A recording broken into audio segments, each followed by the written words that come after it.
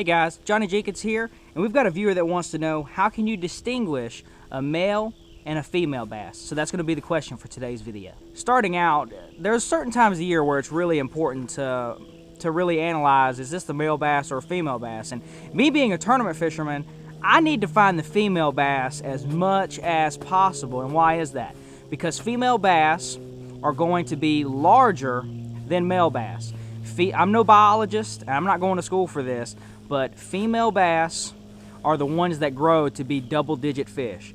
Those are the fish that are really, really fat. The females feed up really, really good generally, and they have all that eggs in there, so they're going to weigh more. Now in the spring, I want to find those females because those are going to be the ones that are larger. Those are going to be those double-digit fish. Those are going to be, and when you find female bass, you typically get on a pattern of them, so you can catch a lot of big bass in a hurry. So let's go ahead and get it. I'm not a biologist, so there are certain ways where you can tell by certain holes that they have underneath there, under their belly.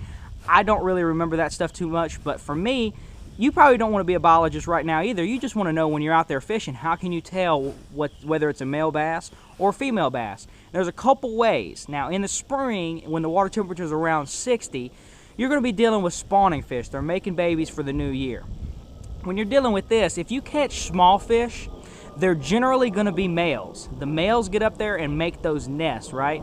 And the females come up there, they're bigger, and they're going to lay the eggs. So if you see two fish like spawning on a bed or basically a nest that they've made, the bigger fish of that is going to be the female. The smaller is going to be the male. Sometimes you will find situations where they're right about the same size, but generally the one that has like a bigger tail and is just a bigger, fatter and longer fish, heavier weight, that's going to be the female. Besides that, in the spring, there's another dead giveaway, especially in the spring, really only in the spring when they're spawning. The males, a lot of times when you catch them, they'll actually be shooting out sperm, and it'll look like they're peeing. That's just them doing their spawning deal. When you catch them, you kind of get them excited. They get all riled up, and they're shooting out some sperm. It's love-making time for them, okay? Those are the dead giveaways. Besides that, this is the one that I go by 9 times out of 10 when I'm catching fish that are not on beds. Female bass will have a little bit rounder lip, okay? The bottom lip on a male bass is going to be more pointy. It's going to be almost like a cone. And so it's just going to be more pointy. The female bass are going to be a little bit more round. So the male bass is going to be kind of pointy like that, and the female's mouth is going to be a little bit more round. And that's going to be a really easy giveaway. And this is especially easy to see in skinnier fish. When they get a little bit leaner, you can actually really see this. So I hope you enjoyed this. I hope you learned something. If you have any other ways that you like to pick out, especially if you're a biologist or studying this, going to school for it, if you know of other great ways that are easy for us to distinguish between a male and a female bass, please leave it down in the comments.